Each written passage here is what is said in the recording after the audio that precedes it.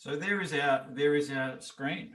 Good morning, everybody, and good morning, everybody in Facebook, on Facebook Live. We are Facebook Live, and great to have you with us. Just so that you know, we will be answering questions in the chat, and we'll be using the chat this morning in the Zoom room. If you're in Facebook Live, we can get to those questions, any questions and comments after the session. But anything that we want to deal with in real time will be in the Zoom room. So if you can click on your link and join us in Zoom, if you have a question, that'll be great. That'll make things a lot easier. Good morning, everybody, and welcome to day 2 of our Peak Performance Challenge. Yes. If only I knew how to use Google Slides, I'd be in business, but no, we should be okay.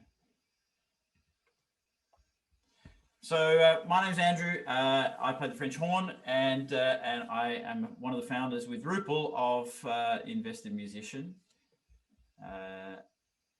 There are a few of the things that I'm involved in. I've had a few orchestral jobs around the place. I had a job in Munich for a little while, and several jobs in Australia, and now I'm the principal horn of the Los Angeles Philharmonic.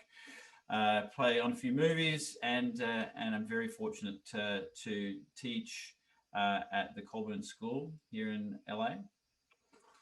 So that's probably enough of me for now. We are joined this morning, of course, by Rupal, who is my wife, of course, and most importantly, and founder of Invested Musician. Good morning, Rupal. Hello, everyone. Nice to see you all. And we also have Sammy, who's our marketing manager. Hi, Sammy. And Valerie and Elizabeth are also working with us today, manning the chats. If you have questions that come up during the morning, please put them in the chat. We'll get to them as much as we possibly can. We have a really packed morning this morning, a lot of stuff to get through.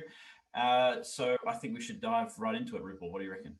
Oh, yeah. I just want to do a quick thing about Invested. For anyone who didn't show up yesterday and who isn't aware, Invested Musician, Andrew and I started this during the pandemic when we really felt like there was a big need, and musicians were, we were dealing with so many different new challenges around what was going on in the market and how we're having to adapt and change.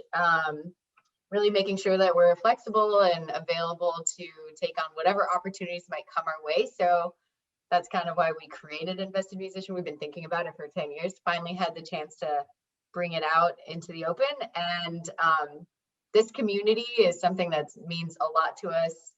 We do a lot of free events and have a lot of resources on our website. So check it out at investedmusician.com. And then we also do community events and let you guys know about other free things we're doing in the IM community in the Facebook page. So if you're not a member of that, you could join there and be the first to hear about.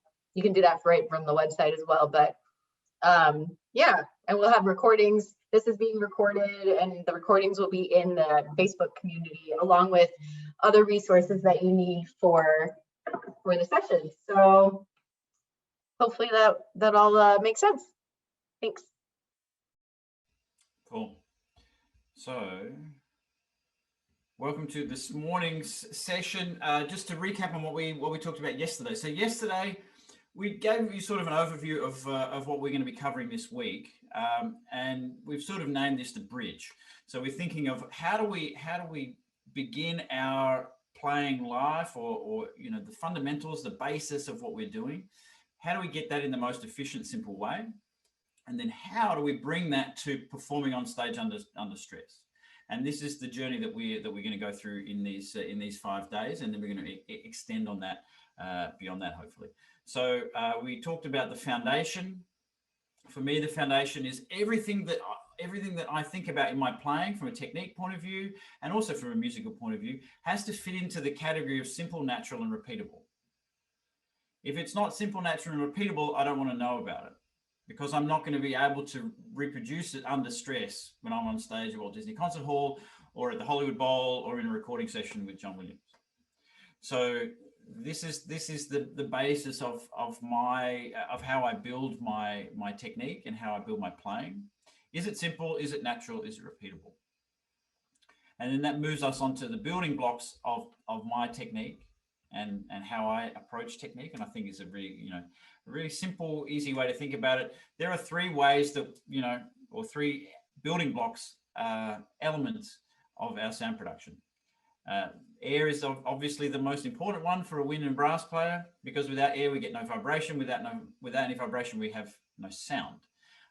And as we know, sound is one of the really important things as a wind and brass player. So air, lips, or our setup, very important, and then what our tongue is doing. And we're gonna dive into this a little bit deeper today, and then give you some exercises on how to actually expand these skills and apply them to when you're playing with the instrument.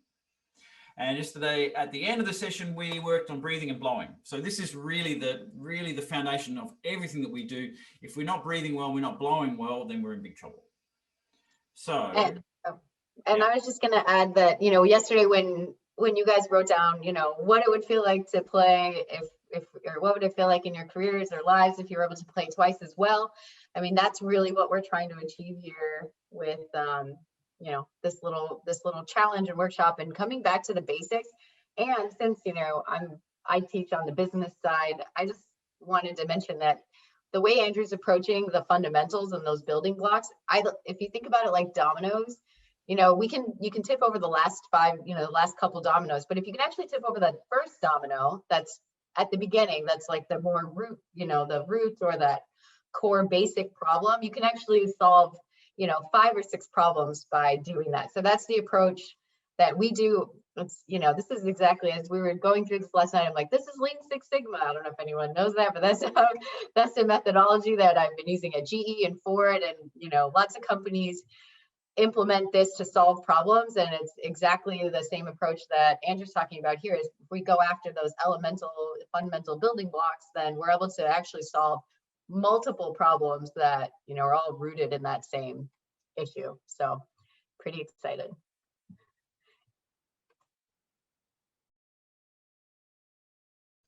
I'll make sure I'm talking. It's only the first time this morning that it's happened in history that I've spoken when I'm muted. This never ever happens, except every day. So for me in performance, the most important thing that I'm focusing on is how I'm breathing. And when I'm nervous, the first thing that becomes problematic is my breathing, right? So I've got to remind myself of what do I want to feel when I'm breathing and when I'm blowing. So we were able to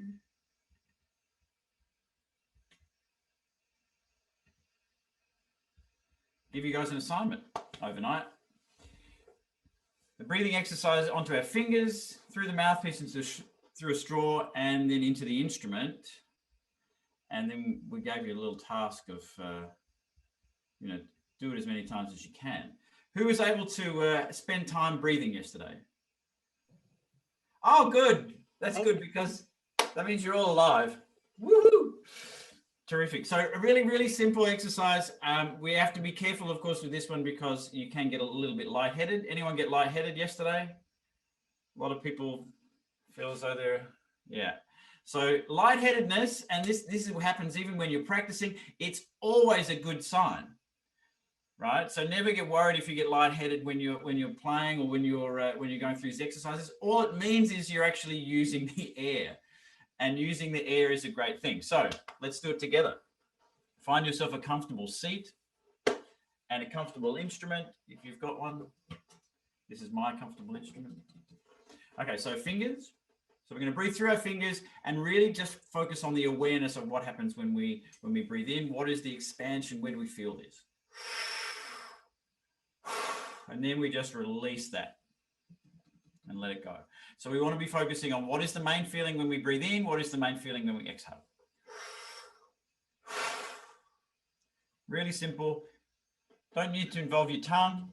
Tongue has nothing to do with it, just moving that air as simply and naturally as you can. Okay, put in the chat what you discovered in the last 24 hours as to what feeling is the main feeling when you breathe in and the main feeling when you breathe out. So I explain mine as the bottom of my ribs feels like I'm pulling out. They're expanding at the bottom of my ribs when I breathe in. And when I blow, I've got a PVC pipe running through my chest, and that's just dumping. So I feel that really easy expansion. A balloon, Tony, great. So Matt, if we're finding that you have more tension in your torso, just focus on allowing your stomach to expand and allowing things to open up as you go lower. The diaphragm is a muscle that sits below the bottom of your lungs, and it will pull down when you breathe in. So you will feel as though you're sort of squashing your stomach a little lower. That's totally natural, and that's what we want. But we want to feel this expansion low and around into the bottom of your ribs, into the floating ribs. If you feel that you need to top up, if you're breathing low and it feels really nice and open, and then you think, oh, I need to top up into my chest, I would tend to resist that temptation, because that will bring in a lot of your chest and into the upper part of your torso. So if you breathe in low and you feel as though you're really expanded, nice and wide in the bottom of your ribs, then just release that air and feel how much support you have. So we don't need to have this breath and then feel as though we top up here. Because as you can hear with my voice, I put tension in my throat, and we don't want that. We want to have things as simple, easy, natural, open as possible. So I'm just breathing in nice and low and releasing that airstream. Next step, so we take our straw or our mouthpiece, same thing. So with the straw, you can breathe through the straw. Exactly the same feeling. And I'm getting a little lightheaded now too. Just being aware of what your body wants to do naturally. We're not trying to take humongous breath. It's just a natural breath in, natural release of the air. And then we transfer that to the mouthpiece.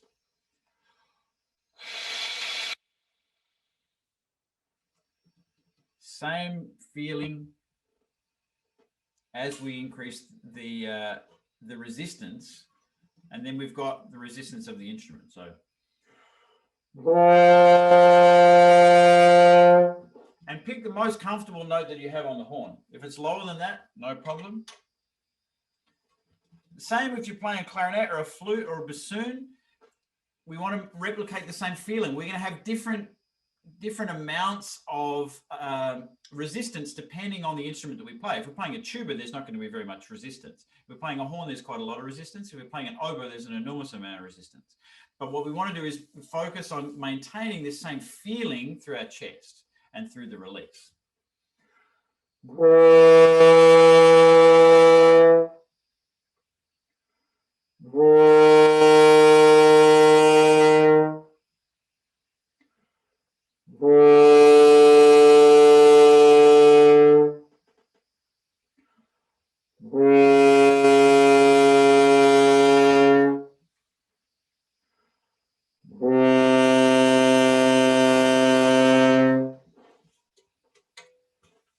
Important thing to remember, we talked about this yesterday, that we're focusing on process, not the result. If the process is right, the result will sort itself out. So if we can focus on how am I breathing and make sure that we replicate that feeling when we pick up the instrument and put the feeling of the blow into the horn as natural as possible and allow that balance to occur between us just dumping the air and the instrument not being able to take all that air.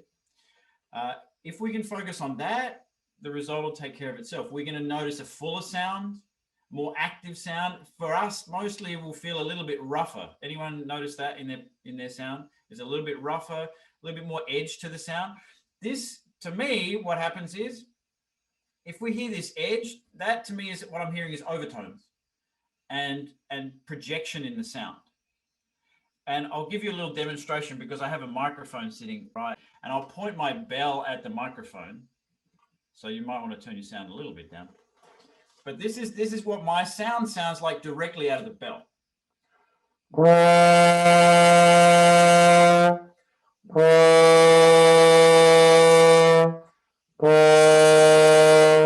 So there's a little bit of edge, there's a bit of brightness to the sound. Is that right? Is that what you're getting?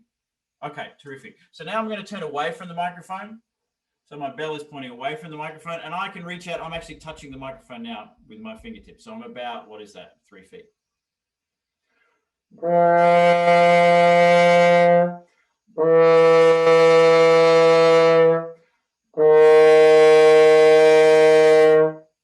you notice the difference in the sound? already at 3 feet and change of direction, the sound is rounder. There's less edge, there's less roughness. Is that fair to say? Yeah, so this is what is going to be the same for your sound. So I encourage you guys to experiment with what you hear coming out of the bell. Put a microphone 10 feet away and record yourself. Put your phone 10 feet away and record yourself. And you'll get a sense of what that sound does. What we're going to find is the little bit brighter sound here, a little bit rougher sound, the more overtones that you get at the bell will actually project really nicely into the room and open up when you get a bit of space.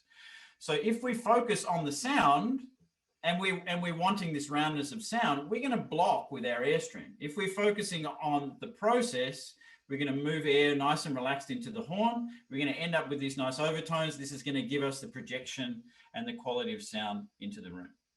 Does that make sense? Okay, terrific. So this is what I'm thinking about in my warm-up. This is a really important thing to make sure that I'm setting up in my basis, because if I start the day trying to protect my sound, trying to make sure that everything's nice and round and perfect at the bell, I'm going to build in tension. I'm not going to breathe so well. I'm going to have tension in my lips. I'm going to try and control things with my face. And then when I get to rehearsal or I get to the concert, I've built in this stuck feeling and this not efficient way of playing. So I want to always keep coming back to this feeling. And this is a great drill. I use this on stage when I'm playing in the orchestra, or just before I'm about to go on stage and play a concerto or in chamber music. I will stand backstage and to remind my body and my brain, this is what we want to feel like. This is what I want to feel when I move the air when I get on stage. And I have been known to be seen doing this on Walt Disney Concert Hall stage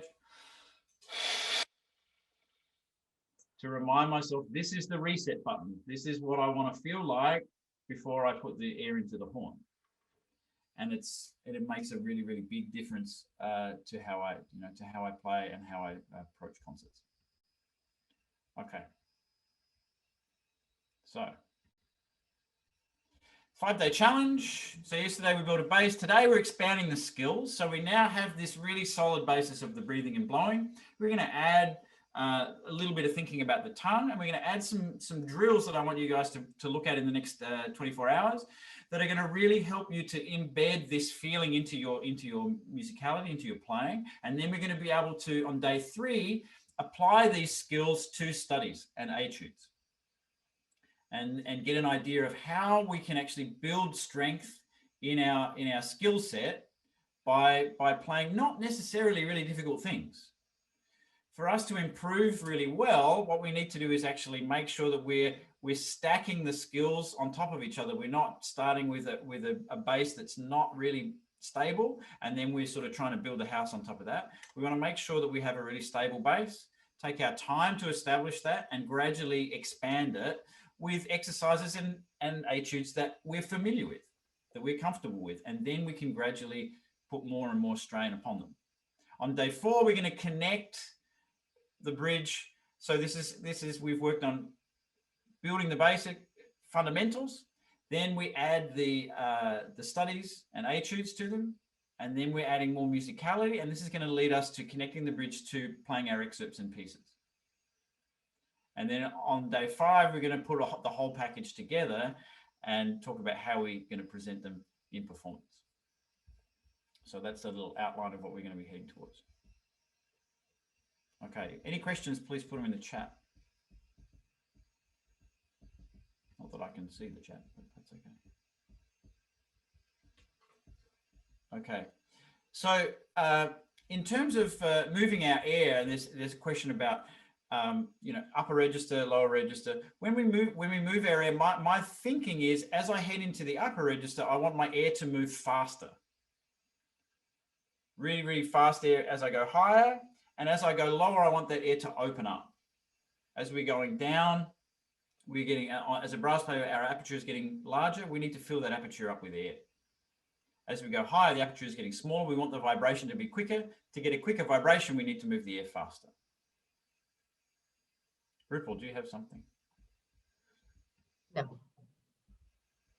Sorry. Yes? No? No? Okay. Great. So do we all have No problems with the breathing and blowing? Everyone got that? Did you annoy your neighbors? Who annoyed their neighbors? Anyone banging on the walls?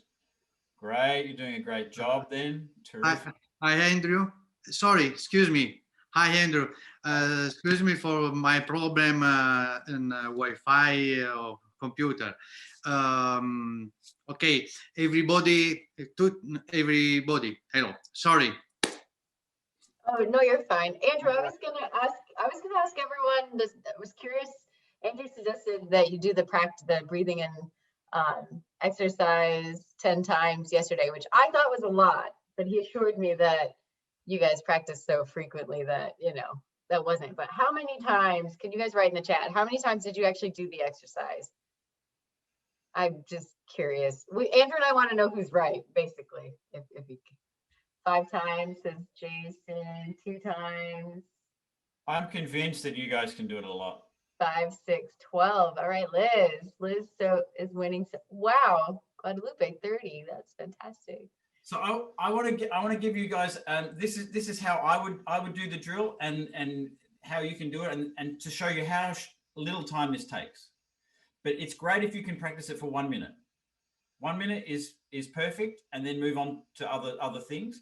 But every time you feel as though you're not quite sure in your practice, you're not quite sure if you're feeling relaxed, if things aren't quite working, go back to this drill, because it will free everything up and it will remind your body, oh yeah, that's the feeling I want. So very, very simple. If I start it right now.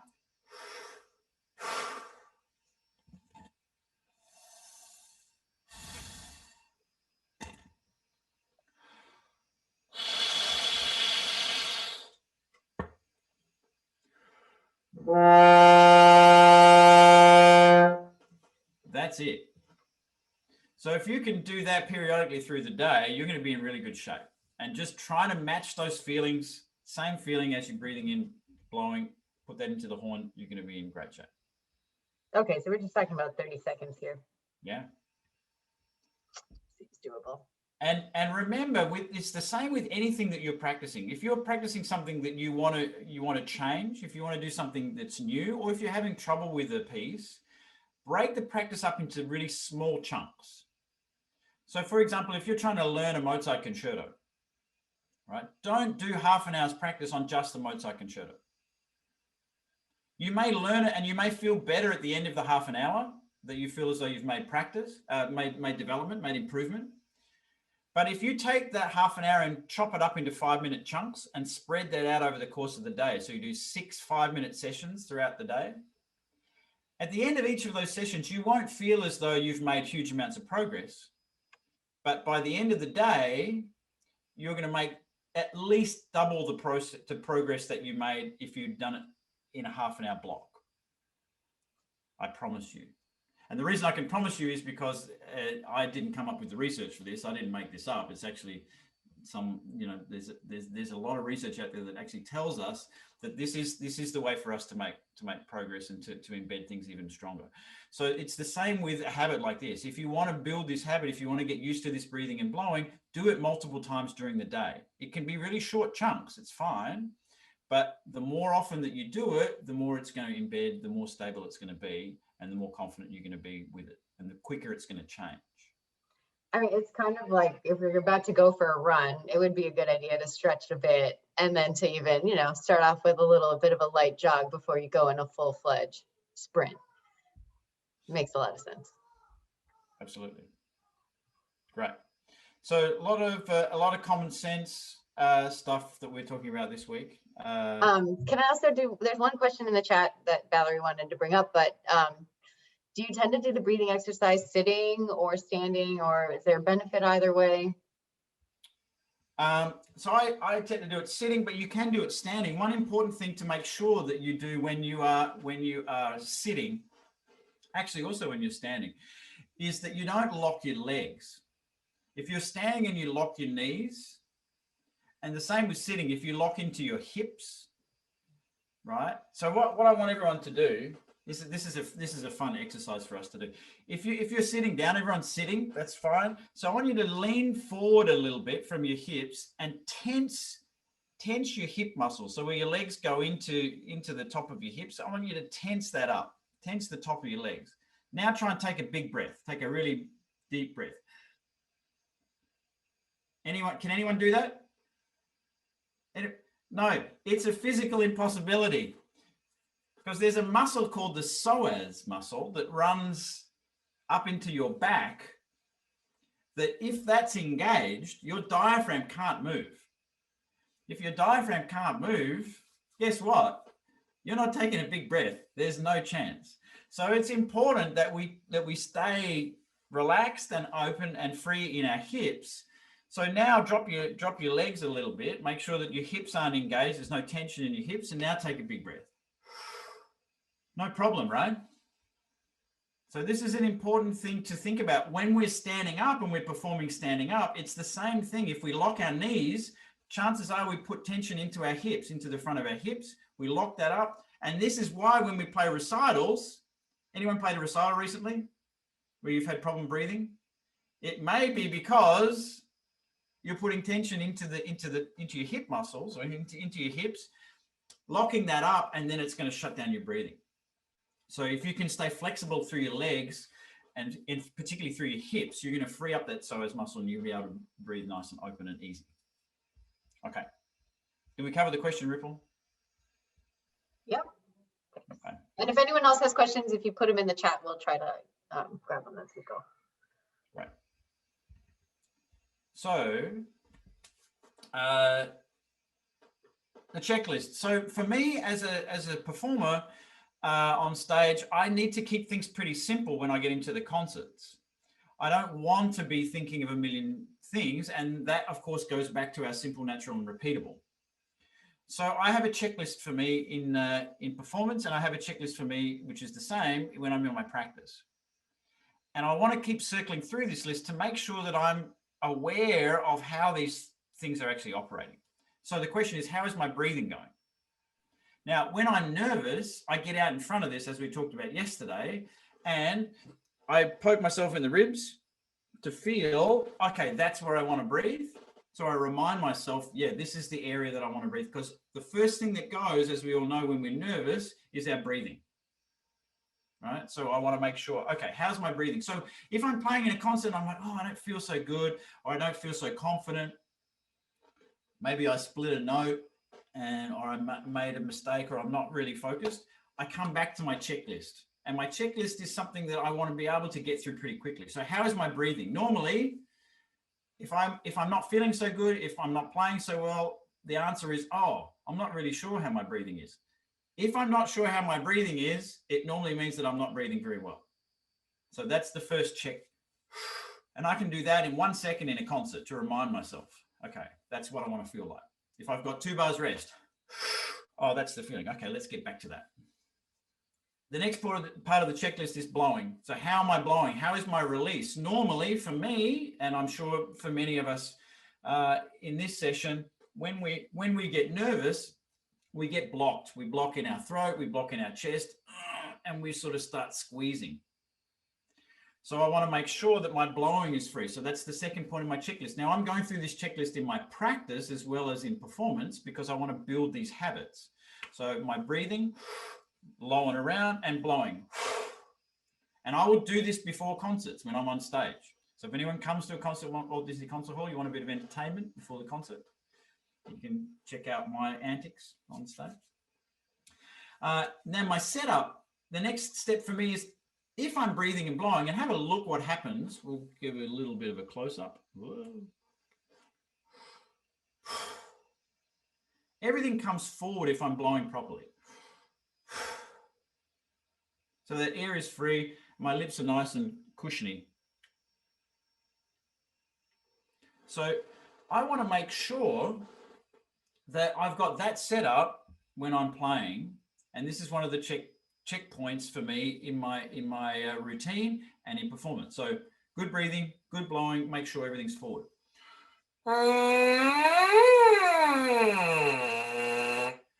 So my setup is my setup forward. Am I forward and my corners in, everything nice and stable? And then the last thing, and this is, and again, we're going back with the checklist on the 3 elements that we talked about yesterday. So air, lips or setup, and tongue. So I'm thinking, how do I get through these three things and make sure that I'm putting the right ingredients in place? So with the breathing and the blowing, I'm thinking about, am I full? Am I engaged with my airstream on the way out? Is it relaxed and is the air flowing?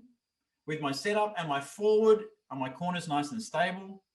And with my tongue, the question is, am I just cutting the airstream with a flick or a cut? Or am I stopping the air, or am I interrupting the air? What I want is for the air to be the important ingredient in the sound, and that's flowing, and the tongue is just cutting the airstream with a very small movement. So I have a specific position for my tongue that I want to make sure that I'm hitting every time.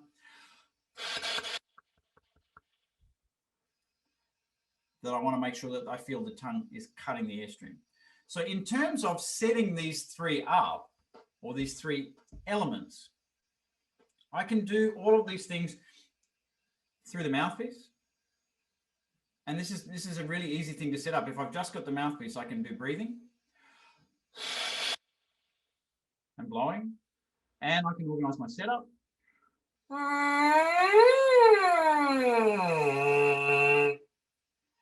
So that's without the tongue. So we can just get the breathing and the setup organized.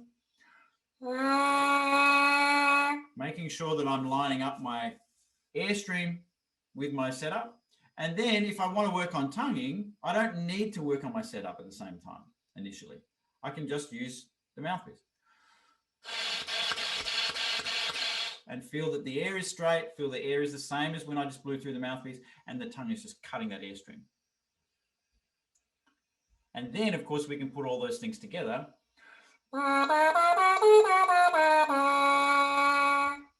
But if I'm having trouble in my practice, if I'm finding something's not quite working, or I feel tense, or the notes aren't quite stable, I want to remove one of the elements. I can't remove the air because that's the only thing that will work on its own. But I can remove the lips and check that my tongue is not the thing creating the problem. And I can remove the tongue and make sure that my air is doing the work.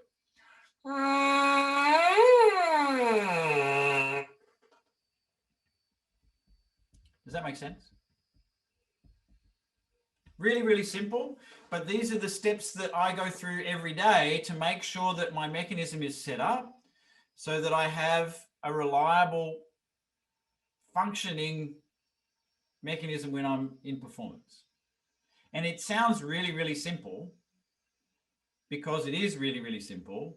But what we tend to do is in performance, there's a lot of complicated things, right? If you're playing in a symphony orchestra, you have a conductor glaring at you, waving his arms in the air. You've got your section that you have to make sure that you're playing with and together with. You've got the wind section and the brass section that you have to play with.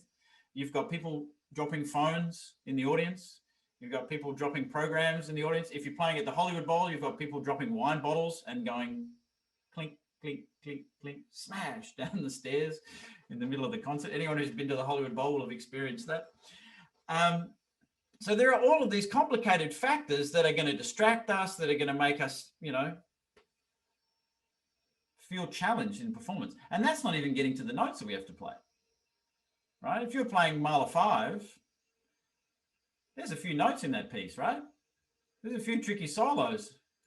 So we've got to get around that. So what we want to do is build a mechanism that is going to be consistent and it's going to be simple every day. And the one thing we know that is going to be consistent every day is the fact that you can breathe and blow, right? Because if you didn't, as we talked about yesterday, you're not alive anymore. So you can have the best set of chops on earth, but if you can't move the air through them, forget it, right?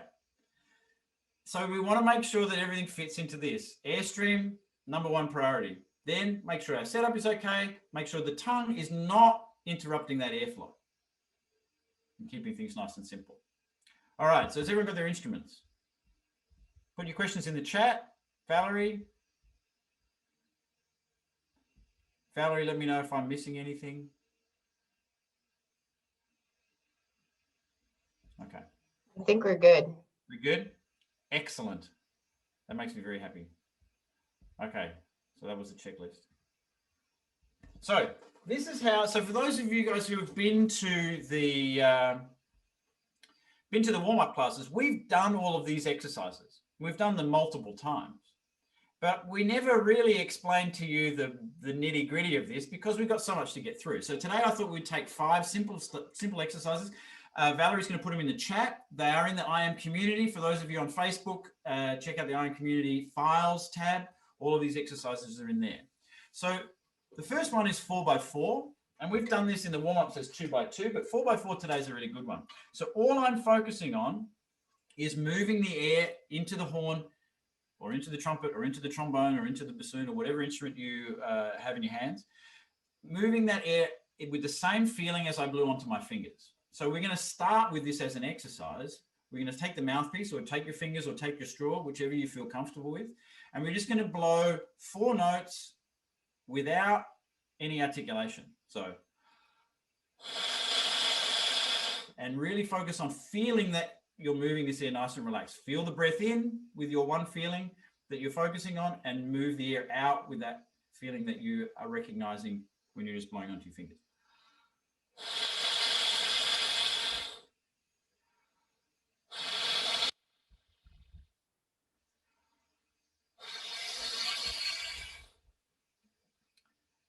Pretty simple, right? Nothing complicated about that. So the next step is we're going to do exactly the same thing. All that we're going to do now is coordinate the tongue with the start of that airflow.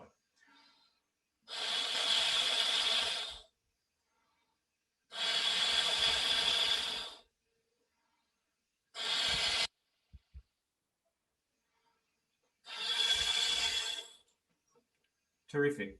Any lightheadedness? Good. Lightheadedness is good. All right. So now we take the instrument. So we're doing exactly the same thing and transferring this to the instrument. Really, really simple. So we're going to do 4 without articulation, 4 with articulation, just focusing on moving the air exactly the same as you did through the mouthpiece.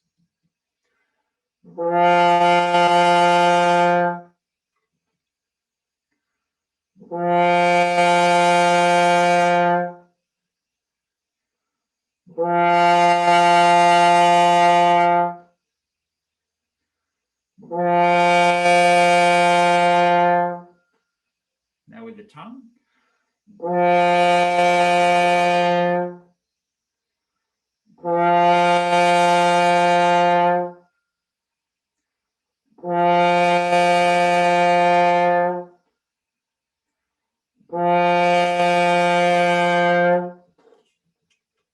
Okay.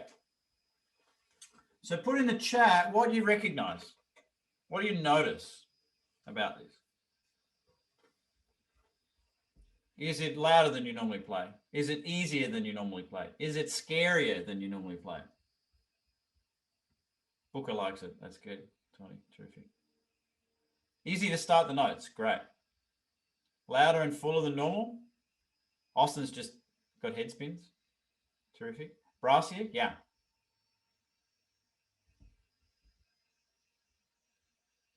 Rougher and unstable. So if it feels unstable, maybe it's a particularly, we need to find a pitch that feels more easy for you.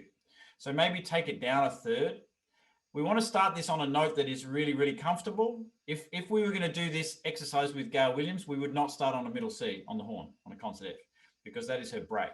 So we don't want to start it on the break. We want to start it on a register where you're really, really comfortable, and you can just focus on moving that air. And the note, let the note sit in the groove wherever it feels like. Yeah, so if we're focusing on moving the air and staying with the same feeling that we did when we blew English, then we're going to end up with being able to get to the center of the horn easier without any restriction, and the sound is going to be nice and open. Once we get used to this feeling, we can adjust the dynamic. The question that I get a lot is, yeah, but how do I play soft? Right? I can play loud, but how can I play soft? At the moment, we're just trying to set up a default, the default feeling of what that is going into the horn. It will naturally be pretty loud. From there, we can recreate the same feeling. We just turn the amount of air down. And we can, again, practice that through the mouthpiece or onto your fingers. So just Same feeling, less air. Exactly the same mechanism. So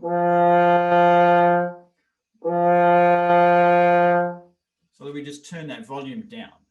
So as we get more familiar with this feeling, we can play around with the different dynamics. Okay, so this is great, Cindy, fantastic. So the idea is if we're aware of our feeling of when we breathe and blow, and we're trying to match it to the natural feeling on our fingers, we will be able to recognize when we build intention. And that is the key to us improving. If we are aware of something, we can change it. If you are not aware of it, you're going to keep doing it and you're going to turn it into habit. So keep stepping back, being aware of how it feels. And once you're happy with how it feels, then you can assess the result. If you're like, yep, I'm breathing really relaxed, I'm blowing really relaxed, great, sounds terrible. Okay, well, then you know that maybe that's not the ideal thing for you. Whereas if we focus on, yep, I'm breathing relaxed, blowing relaxed, everything's really good. Oh, that's a fantastic sound. Okay, well, that's really interesting. It sounds rougher and more direct than I'm used to. Okay, put a recording device out in the room, listen to that, listen to what the audience is going to hear, and you're going to get feedback and move on from there. I think you bring up, this is a good point because you talk about this a lot in our course too, just about how everyone needs to kind of test and figure out what works best for them. So, you know, I mean, the way Andrew teaches, and you can speak more to it, Andrew, but it isn't like, do what I say. It's more, you know, we're presenting lots of ideas for you to try and experiment on, and we say test, don't trust. And so, you know, just taking practice and trying things out, figuring out what works best for you, because we're all different and unique, and, you know, there's no one solution for everyone. Yeah, that's absolutely right. I mean, you know, there is so much information out there in the world, and on YouTube, there's you know, multitudes of different ways of playing. Everyone's had different teaching experience. We've all had different teachers. We all play, you know, an instrument. There are many ways of playing. I don't play the same way that my colleagues in the laphil play, but we managed to play together really well. And we found out what works best for each of us individually, and that's going to fit in with the group. The important thing to remember for me is the testing and awareness. If you're aware of what you're doing and you're making decisions before you get into the practice room, before you put your face to the instrument, you're going to be able to make improvement. You're going to be able to recognize when something doesn't feel quite right, and you're going to be able to put in a plan to make sure that you can continue to develop and grow with all the information that you're going to get. So let's move on to the repeated note pattern. So we talked about air, lips, and tongue. Now what we're doing is we've started with the 4 and 4, which is just air and lips. And then we gradually increase the tongue. So we've tried to coordinate the tongue with this airstream. Now what we're going to do is put a little bit of a challenge to this, and we're going to cut the air in different intervals. We still want to make sure that we focus on moving the air the same way. So we're focusing on our breath, nice and low and around, on that one point that we recognize as the primary thing that we feel when we breathe in. Focusing on the blow, simple and as natural as possible.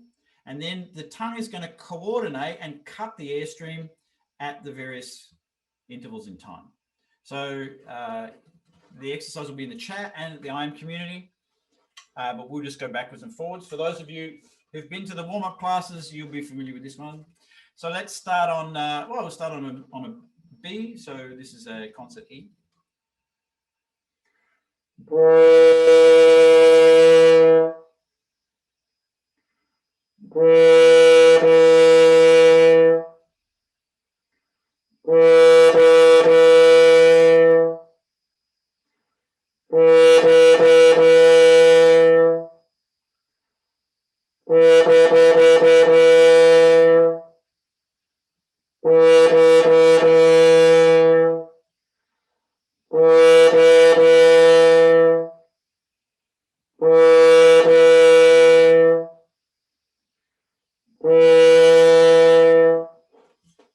So who found as that exercise went on, they became a little tighter and the tongue became a little bit more interrupting the airstream?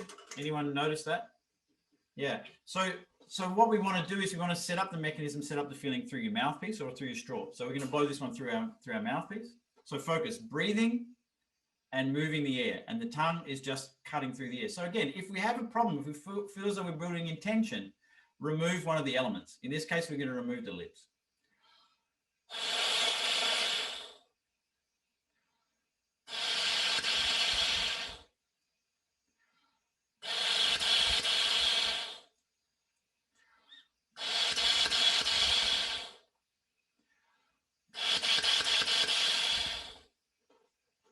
Okay, that's probably enough. Otherwise, I'm going to hit the deck at this point. Great. So that feeling into the instrument, we're going to go down a half step. Same thing. Again, not focusing on worrying about the sound. We're focusing on implementing the process. Execute the process. When we're happy with the process, then the sound will tell us if we're on the right track.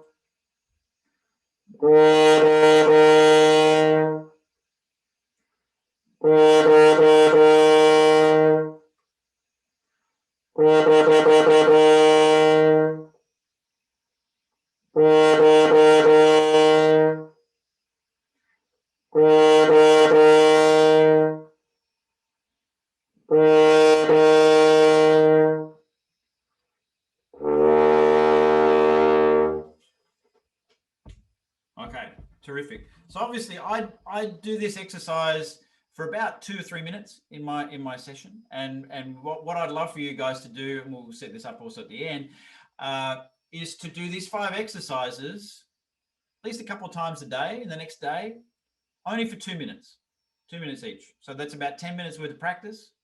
Anyone think that they're not going to be able to do 20 minutes of practice in the next day? Great. Okay, thank you very much. Very good.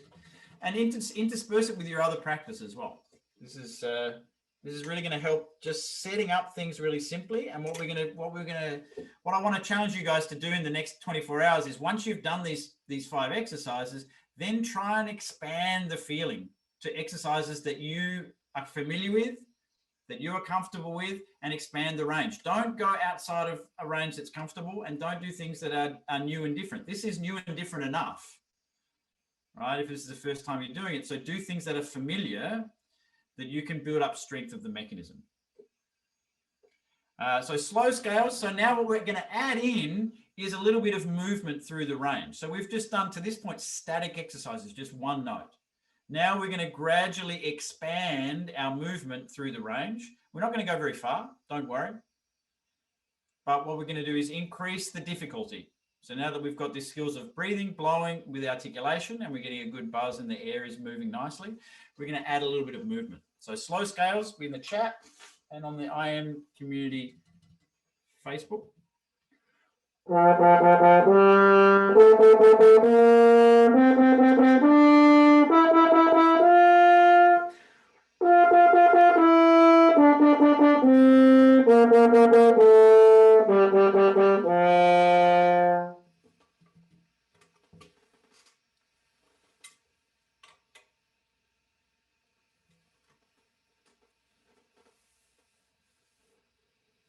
So really focus on breathing, moving that air nice and relaxed, and connecting all of the notes through the scale. So the way that I would build this one up, again, mouthpiece,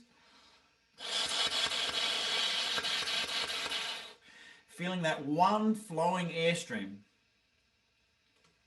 And then when we put it into the horn, I'm not going to articulate.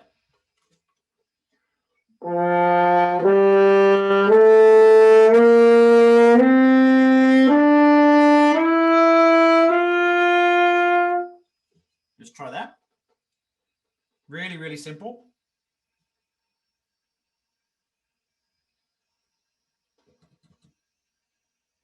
And then from that position, once I've got that airstream set up and I've got my chop set up, I'm ready to go. Now all I'm going to do is add the tongue, and the tongue is just going to cut that airstream as often as I want it to.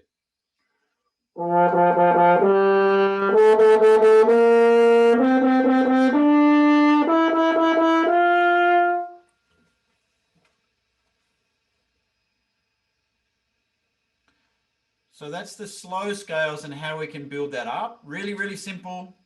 Making sure that, again, you're establishing this foundation, this base of playing. How am I breathing? How am I blowing? Are my corners nice and forward? Is the tongue cutting the airstream? Really, really simple. And then the last one I wanted to add in is now, so all of these have been at a pretty simple dynamic, mezzo, forte, forte, whatever is very open and relaxed. Now we want to experiment with mucking around with maybe taking the volume down a little bit. So stamp 3A is one of those. Again, we're going to move through little larger intervals with this one.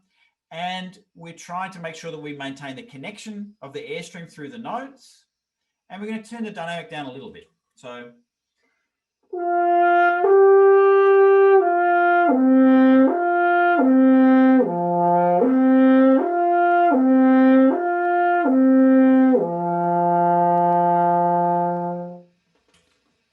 I'm not even sure if that is stamp 3A, but anyway.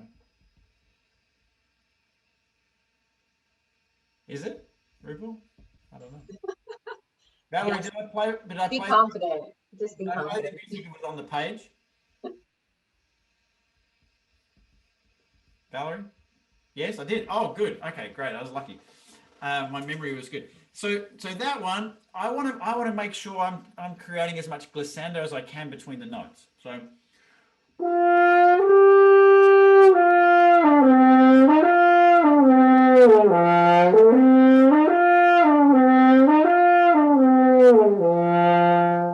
So that I'm really feeling the connection with the airstream, feeling the engagement, feeling my breathe and blow, everything nice and open and connected. Highly approves. And once I'm feeling that connection, and of course, again, if I'm in doubt with how I'm feeling, I want to go back to the mouthpiece. I want to go back to the straw. I want to press my reset button and feel that I'm setting things up how I want them. So once I've established that, then I can add the articulation.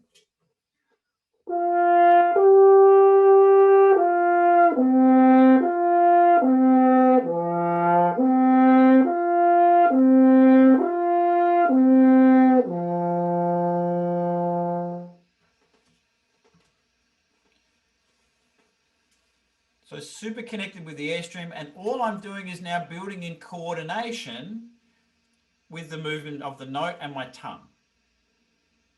Right, so that we have the three main elements, the three basic elements, air, lips, and tongue.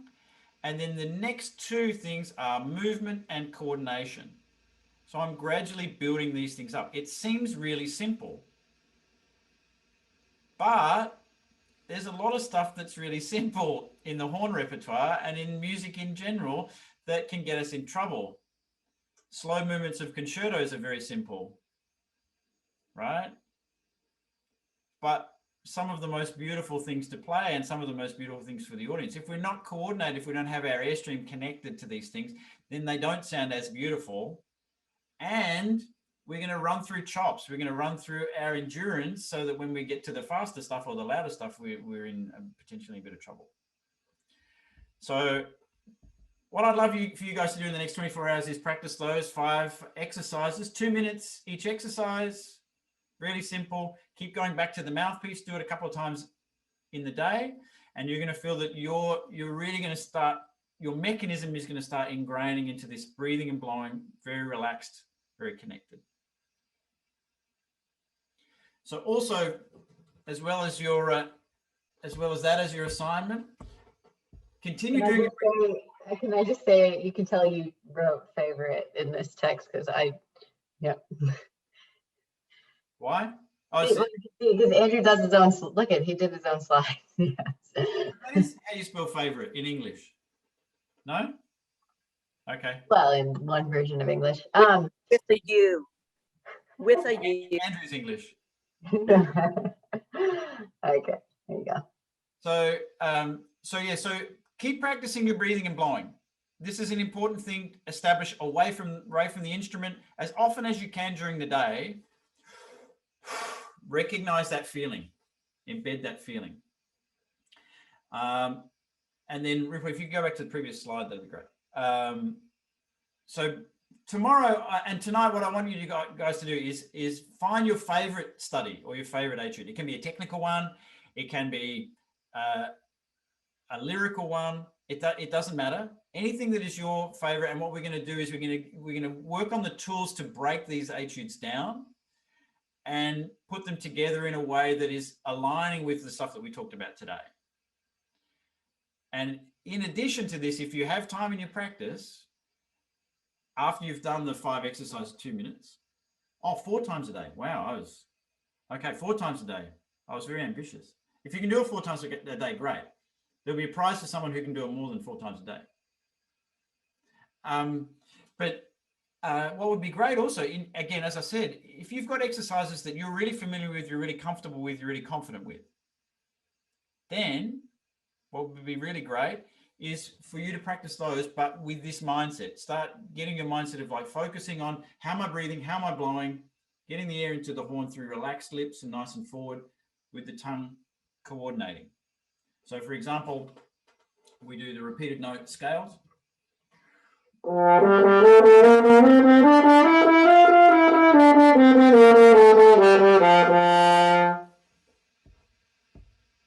Which I skipped, sorry.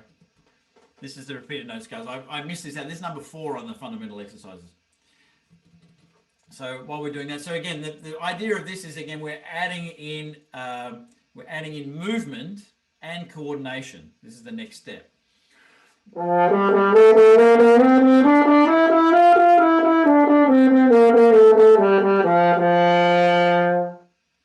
So we can try that one. And again, go back to the mouthpiece. With that connection, apply that to the horn, or apply that to the trumpet, or the bassoon, trombone, whatever you like. Okay. So tomorrow, working on studies, working on applying these skills to the studies, not only in a technical way, but in a musical way. So I'm going to work on 2 specific studies tomorrow. We have a technical one and a lyrical one. And we're going to help for you guys to break your studies down that you're going to bring and figure out how we can make these even more efficient, even more simple, and gradually build the mechanism. So we don't want to go off for the rest of the day playing, Siegfried call. Please don't do that, right? Because it's not going to help. But practice stuff that is familiar to you in a range that is pretty comfortable, because we're growing the mechanism, we're increasing our skill set and expanding it. And what will happen is if we keep doing this over the next 3 days, by the time we get to Saturday, we're going to be in great shape to play really high level excerpts. And our improvement is going to be fantastic. Okay. Ripple, over to you. No, I just, is there anything else you wanted to talk about for tomorrow? I think you've set it up. Yeah, I think so. Okay, the only thing I was just going to say is, we've got the videos posted in the Facebook group, and then we'll put the homework assignment in there as well. And we really encourage you guys to try to at least put something about post something about your progress, because this is also part of the learning method of getting some accountability and then driving you to actually have to do something about it. So yes, do the exercises, but then also just, even if you just post I did it, that would be fine. But having that sort of not only celebration that you did do it, but also acknowledgement, so that you have this accountability, and it's going to encourage you to do it more if you have this is how you turn in your assignment in a way. So you don't have to post your own video of yourself doing it if you're shy, but just at least let us know, hey, you did it, and we want to celebrate all of that. So perfect. That was all I wanted to say. All right. Well, thank you, everybody. Great job. That was a lot of fun. You guys are breathing and blowing very well. No one passed out today, so that's congratulations for that. And look forward to seeing you same time tomorrow morning. Fantastic. Have a great day. Thanks, everyone. Bye. Bye.